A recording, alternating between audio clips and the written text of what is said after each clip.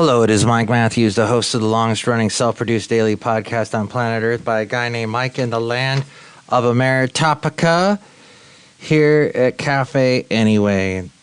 It is Mike's Daily Podcast, FFF episode 3166, 3166.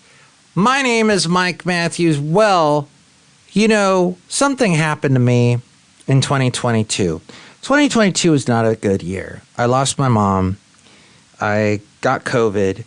I got, severe flooding in my house because of the rains. We had huge rains in the Bay Area in California at the end of 2022. It all happened in 2022. And the same week that I lost my mom, YouTube decided to shut down my YouTube channel. Not that I don't make any money on my YouTube channel, but it was nice to have. I would put the podcast on it. And by saying I put the podcast on it, I would just put the audio because this is an audio podcast. I don't believe there's something called a video podcast. I don't believe in that. I think that should just be called a vlog because that's what we called it. But people have trouble saying the V and the L next to each other and saying vlog. But that's what video podcasts are. But have fun trying to convince the rest of the world that. But YouTube announced this week that it would allow permanently banned accounts to apply for reinstatement of their channels. There was a letter from Daniel Donovan, a lawyer for Alphabet, which is Google's parent company, to the House Judiciary Chair, Jim Jordan. That's where this came from. And I'm reading this from Yahoo News, saying that this new policy will give channels that were previously taken down for spreading misinformation about COVID-19 and the 2020 election, the chance to get their platforms back. I will tell you that I was banned because I had done a podcast, and it was interesting because sometimes you could put the podcast up or your video up or whatever it is up, and they'll let several weeks go by until they finally catch it, and they don't catch. There's no one human being catching it. It's some kind of AI. And there was AI that existed in 2022. There's been AI for a long time. We're just really seeing it ramp up now. But it would comb through all the YouTube videos, and any mention at all of the elections from 2020, it would shut you down. And if you said anything like ballot harvesting, and I was saying, I don't know what ballot harvesting is. It's an interesting name. It's a phrase. I don't know what it means because I kept hearing it over and over again. And I would hear from like Dinesh D'Souza talking on his radio show about it. I didn't know what it was. He had come out with some movie, some book that got him into a bunch of trouble. I didn't know what it was. So I was trying to do research about it and talk about it on the podcast. They shut me down. And by shut me down, I mean they just basically made it so I could not upload anything for about a month. And since I didn't make any money on YouTube, I didn't really care. But I thought, wow, I see all these young people trying to make money on YouTube. Some of them, they shouldn't even be on YouTube. The only reason why they're popular is because they're young and good looking. And people like eye candy because people are creepy and weird. And so they get money. And I don't know what they were paying, what they were buying with that. Maybe they're paying their rent. Maybe they're using it to purchase a car or purchase some other luxury item. I don't know. They could have been giving it to charity. The point is, they got their platform back if they accidentally said something like ballot harvesting. Or I remember I talked about basically stuff that I was reading from a Costco. That's right. It was a Costco Connection magazine. And they were giving some tips on how to stay healthy, what good things you should eat, and what kind of foods you should avoid. And I think I used the word health in my title. They took me down because of that. Oh, he's talking about health, and he doesn't have a PhD next to his name, so he must be talking about COVID and how the vaccine won't help you against COVID. It's misinformation. We'll take him down. And I never said anything about any of that. I wasn't even talking about vaccines or COVID or nothing. Just how, like, honey is good for you, or It helps you with your allergies. I guess. I don't know. That's for sure true. But you hear that from the health people that are really healthy. And by healthy, I mean they got muscles. So basically anybody with muscles that says stuff about what you should eat, those were the people that YouTube allowed. But people like me, do I have a muscle? I guess I got some kind of a mouth muscle that's allowing me to talk. That's how you can hear me. They would take me down. Today, YouTube's community guidelines. Oh, that was the notorious thing. Yeah, you'd hear from YouTube's community guidelines. That was the dun, dun, dun, dun. Here they're coming after you. Look out for them, the community guidelines. The YTCG, they allow for a wider range of content. Oh, starting this week, I guess they've allowed for a wider range of content regarding COVID-19 and elections integrity, reflecting the company's commitment to free expression. YouTube will provide an opportunity for all creators to rejoin the platform if the company terminated their channels for repeated violations of COVID-19 and election integrity policies that are no longer in effect. The letter also said no matter what political atmosphere, YouTube will continue to enable free expression on its platform, particularly as it relates to issues subject to political debate.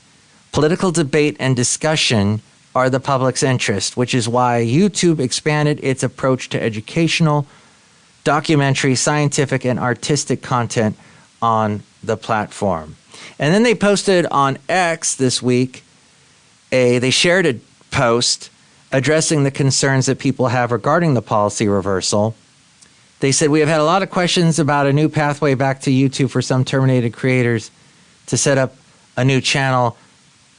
This will be a limited pilot project and will be available to a subset of creators in addition to those channels terminated for policies that have been deprecated. And yes, according to CNBC, among the channels that were taken down for violating the platform's policy, combating the spread of misinformation, which now may apply to be reinstated, are some tied to Dan Bongino, who is now the deputy FBI director, and former Trump chief strategist Steve Bannon, and the guy who is now our Health and Human Services Secretary, Robert F. Kennedy Jr. Jr. That's how you say that word, Jr. Like Juno, but Jr. Hey, I think we all need to go to Alaska and just take a day off, don't you? So I am thinking that a company like YouTube, that you basically can't pick up the phone and call somebody, that you just have to rely on whatever they say, and they'll send you an email, and you can say, which I did, I protested. I said, I gave them my reasons for why they were wrong, and they would just send me back an email. Nope, we're right, you're wrong. Sorry, we didn't agree with you, bye. You hear about the free speech, freedom of expression, but I'm going to self-censor myself now and say, let's get out of here. But I'm going to self-censor myself right now and say, hey, let's go into Café Anyway. Let me open the door for you. Café Anyway. Welcome to Café Anyway. Mike's Daily Podcast. Episode 3166, 3166, and Mike Matthews here at Café Anyway, somewhere in podCastro Valley. Mike's Daily Podcast. The last place on earth in the land of Meritopia. My name is Mike. I don't go to movies. And I don't think that's important, in life, because life is pretty groovies. If you go and do things like go on a walk with your loved one, honey, and then you go and you check out some things and you don't spend a lot of money, just try to enjoy life. And then Mike's Daily Podcast. Spend time with your important friends, your family, your loved ones, and Mike's walk a dog. Daily That would be the best. Podcast. Walk a dog. Yeah. We love you, Mike. Oh, thank you very much. Yes, that's what we got. We got the song out of the way. I have been listening to this podcast. I think it's called The Rainy Day Rabbit Hole. That's what it is. And it's I think a husband and wife, and then they have their friend sitting in with them, and they discuss interesting stuff, the research that they do on things. Like the most recent one was during the Cold War, we had all these missile sites around the U.S. And thank God nothing ever happened, although things did happen because you have a lot of potential. To forget about thermonuclear war. Shall we play a game? No, it was all the worry regarding those missiles that were full of this fuel, highly flammable, could burn your face off, could cut through metal type fuel, this rocket fuel in there in those missiles.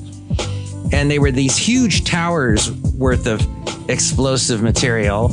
And then sitting on top of that, it's a nuclear bomb. So these people that worked in these silos, it sounds so cool. They're by themselves. They live this solitary life. They don't get bugged by anyone. Well, there were a couple of huge disasters that happened, and I did not know. And here's today's podcast picture. And they talk about it not as boring, dry historians, but in a more fun way, playful, sometimes a little over the edge. But, as it is a sad subject because people actually died in some of these circumstances and died in some horrible ways. But it was fascinating to learn, and really stuff that maybe they didn't teach us in school growing up. If you were growing up in the 80s, I was pretty much growing up by the 80s. Well, the late 80s, I was graduating high school. But the podcast picture is of me, not at my high school graduation, but recently at a place that I used to go to with the late great Basil the Boxer, when we would go and head over to the fun area there. San Lorenzo Trail is where it is. So see that picture at mikesdailypodcast.com. We had some fun times. mikesdailypodcast.com is where you can check out all the past podcast pictures. Yeah, I got them on Instagram too, but go to my website because I pay for it. And hopefully you enjoy it. All right. So listening to other podcasts, I would like to know if there is an app out there that will give me chowder and will give me free chowder. Be great, this app. No, I'm looking for an app that I want to listen to podcasts, but I don't want the ones that they push in my face that are like the top 5 podcasts. I don't care about the top 5 Of course they're top 5. They got well-known actors or comedians. Oh, I know. sweet. That's what they are. Well-known people. And they get ultimately all this publicity because they're already in the spotlight. But what about the folks that are struggling, that are doing this sort of podcasting from home? Maybe they don't have much of a budget. Basically, folks like me. There's a lot of folks like me. All I want to do is sit on a couch and eat corn chips. Like that guy. I want that guy's podcast. Where do I go to find that guy's podcast? Because that won't come up on Spotify or TuneIn or iHeart or Odyssey or any of the big apps, podcast apps, the Apple app. I want to see the stuff. This is what I want to see stuff. I want to listen to stuff rather. Is what I meant to say. Sorry, I'm a little bit messy here at Café Anyway. Somewhere in Podcastro Valley, the last place on earth in the land of Ameritopica. If you want to see this part of the show, I am on Twitch TV or twitch.tv/Mike Podcast. So it's Mike's Daily Podcast without the whole name. It's a dilly of a time. And if you would like to go to that, there's a link as well at mikesdailypodcast.com. And the video that I have is featuring the beautiful fluorescent lights above me and some cool plants. And hey, wait, there's 2 coffee machines behind me here at Café Anyway. Look at that. There's the... It didn't go quite as planned. Watch here. Watch where? Watch where? It's a podcast. Podcasts don't have visuals in the purest form. They're audio podcasts like this. But if you do want to watch this, twitch.tv/Mike Podcast. And I got my Nespresso and I have a Keurig together. So Mike must They like will be met to be on with fire. Fire, fury, and frankly power, the likes of which this world has never seen before. Caffeine fire. All right, so K-pop Demon Hunters, I got confused with the Demon Slayer one. So K-pop Demon Hunters about a month ago slayed the box office. The K-pop Demon Hunters TV show, or there's a movie that came out on Netflix 3 months ago. I can't hear you. Press the button, you donut. All right, now can you hear me? I pressed the button. And thanks for calling me a donut, sir. The movie just danced its way to the top of the box office about a month ago with an estimated $18 million to $20 million in its opening weekend. Now, that's different from the Demon Slayer. The K-pop Demon Hunters is an animated musical. It's a cultural juggernaut. Latina Uzi. I don't know if it has a Latina Uzi in it, but fans were flooding the theaters to sing, scream, and cosplay their way through a special sing-along edition that sold out roughly 1,700 showings. As we go outside a Cafe Anyway, where we bring you Mike's Daily Podcast somewhere in podCastro Valley, the last place on earth. In the land of Ameritopica, I need my cup right there to balance the view. This is why podcasters make awful vloggers. Cafe Anyway, somewhere in podCastro Valley. Whereas an audio thing, visually we look. It bugs me because I've been in radio a long time. I saw the birth of people doing videos and live streaming on their own before Twitch.tv. I think YouTube had something, or there's some other system you could use. And they have 150 to 200 gas pumps. Okay. What? Yeah, Massive. Cafe Anyway. It's like a Walmart-sized convenience It's store. massive here at Cafe Anyway. And inside is anything you can imagine. Food Outside here. From burgers to barbecue to... There's barbecues going on outside So of it's Cafe like Anyway. a truck stop on steroids. That's exactly at right. Least on Okay. Maybe Where a quadruple dose of steroids. I'm surprised. lots of steroids. No, there's no steroids allowed here at Cafe Anyway.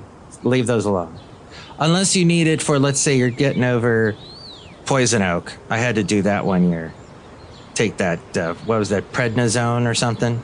So, my point is that this is really an audio podcast. Okay, and if you're doing a video podcast, that's actually a vlog. But back to this fascinating movie with K-pop idols Rumi, Mira, and Zoe, global pop stars by day. We have a knight who say, "Nee." They're not the knights that say "knee" at night, but they're demon hunters by night, and they battle a supernatural boy band bent on chaos. Songs from the movie have been charting, so Netflix said, hey, let's do theaters. Mike, So you it's- want to join in on this conversation? You can join in. Is that- Is that what is that what the topic is? All right, I'm hearing things in my headphones. If you're just curious, it's not in my mind. But the songs from the movie were charting, so it was a triple threat for Netflix, theaters, and music. AMC theaters, weren't they going completely... I've fallen, and I can't get up. They had fallen so badly during COVID, we thought they might all just close up forever and become breeding grounds for, I don't know, some kind of cute animal. But no! I don't know, then the stocks did that thing where they shot up because of what they call them, meme stocks and all that. But the songs from the movie have been charting at AMC theaters, the largest chain in the world. Maybe they're on their way to becoming empty vessels for cute furry animals. They opted out of showing the film, so they lost out. However, they did. He's nuts! They're nuts! They were They nuts. know nothing! But they did cash in. The highest grossing anime film in U.S. box office history was something not from Netflix, but from Sony, Crunchyroll. And yes, those of us who have been to sushi restaurants have had a Crunchyroll before. Not bad. But their movie, Demon Slayer Infinity Castle, has become the first... What in the world was that about? It's an anime film. Become the first anime film to earn 2 #1 weekends in America. That's so cool. I'm sure Jarrell Name would say something about it. Jarrell Name. That's right. Okay. I love that. It was second weekend total of approximately $16 million. Comes down to whether it can win a neck and You're a very neck battle. rude person. The way you treat Sarah Huckabee is horrible. And the way you treat other people are horrible. You shouldn't treat people that way. And hopefully the Demon Slayer doesn't treat people horrible. I guess they treat the demons horrible, but then the demons deserve it because they're horrible. But it was the Universal Monkey Paw film called Him, and that was set for a $15 million opening. All right, Mike, take care. Thank you. Good to see you again. Oh, and that was with produced by Jordan Peele. Thank you very much. Directed by Justin Tipping. Don't have the current numbers with that, but it did. The film earned a C- on Cinema Score and Rotten Tomatoes with a score of 28%. And let's see, Demon Slayer Infinity Castle is the first anime film to gross $100 million in the U.S. And that would be hilarious because it is passing the Pokemon Mewtwo Strikes Back as the highest grossing anime film ever in the domestic market. So that, according to the folks there at The Wrap, who apparently don't know how to write an article, that was very confusing. Because even though I was able to speak some of it to you on this podcast, what are you, nuts? In my mind was going nuts, trying to make it sound somewhat intelligible, which I probably failed at. The other fascinating thing, Burning Man, which recently ended the year's festival. It ran through the beginning of this month. And it's fun to think about how we're almost at the end of this month and the end of the quarter, and how the end of the year is coming up soon. Maybe it was the year that should have ended a long time ago. What a crazy year. And here's a crazy person. Oh, yes. I know all about how to spot microaggressions and root out privilege. What an amazing talent. Oh, and real quick, the other movie that wasn't Demon Slayer. Here's that one. Why do they always interrupt our snacking? You're a demon. Demon hunters, demon slayers. It is the year of the demons. Well, Burning Man is on shaky financial ground. It's the famously anti-capitalistic festival. It has a bit of an irony thing happening. It's an ironic pickle. It needs money. It was born in San Francisco back in the 80s when mullets were cool. When I had a mullet upon this now bald head. And, there was so much synthesizer music going on.